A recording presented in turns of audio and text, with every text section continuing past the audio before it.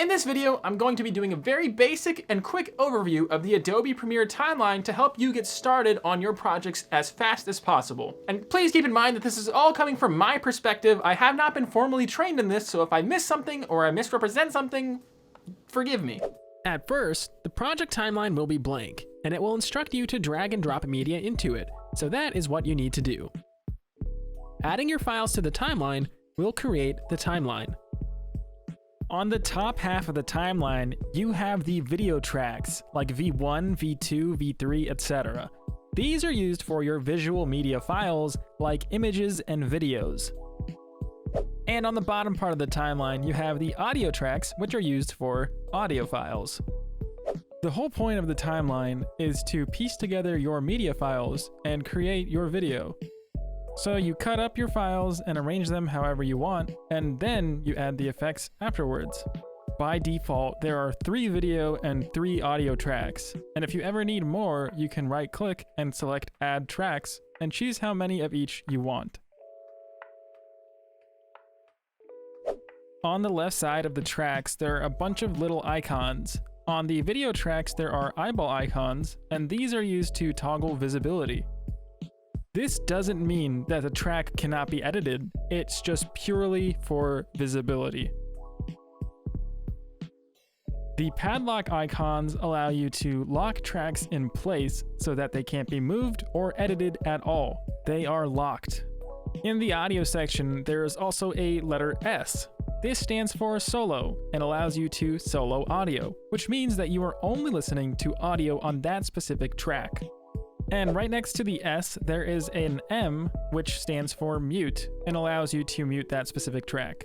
To the top left of the timeline, there are a few other icons, and here I leave everything default, but occasionally I will disable the snap tool.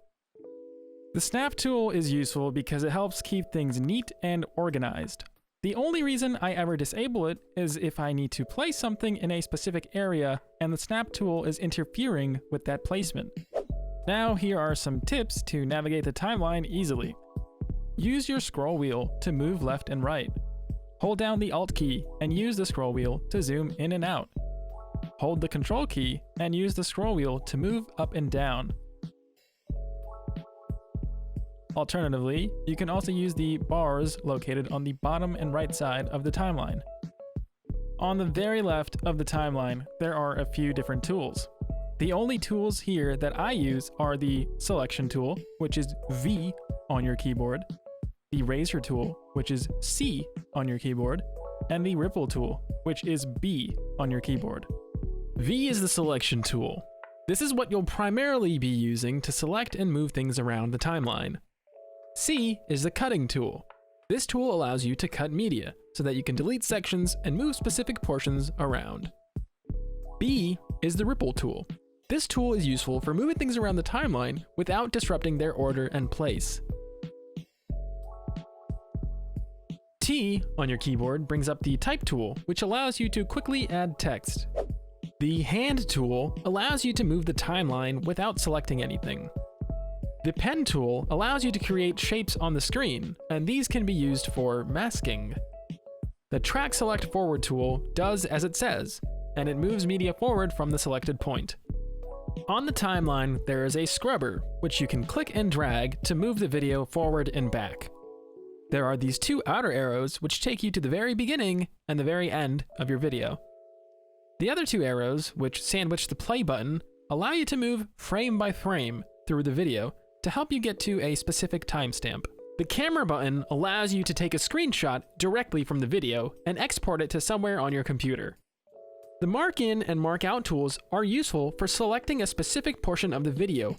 By selecting this portion, we can actually render this specific portion on its own. This can be beneficial in the case that you want to render out something small from the video. You can add markers to the timeline by pressing M on your keyboard or selecting the icon. Markers are useful for keeping things visually organized, and they're only as beneficial as you make them. You can adjust the sizes of all the different elements in your program by clicking and dragging the edges. You can also pop things out of place and move them onto separate monitors. Mess around with that and see what works best for you. If you like your layout, you can save it by going to Window, Workspaces, Save as New Workspace. If you don't like the changes you've made, you can always reset the layout by going to Window, Workspaces, and Reset to Saved Layout. Well, I hope you could learn something from this video, and if you did, please make sure to leave a like. By leaving a like on the video, you let me know that this was helpful, and it also boosts it in the YouTube algorithm, which is helpful for me. If you learned something new or you have any questions, please leave a comment below and join the Discord server linked in the description. And if you want to see more stuff like this, please make sure to leave a suggestion in the comment section below, subscribe to the channel, and hit the notification bell to be notified for future uploads just like this one. Thanks for watching, and I'll see you in the next one.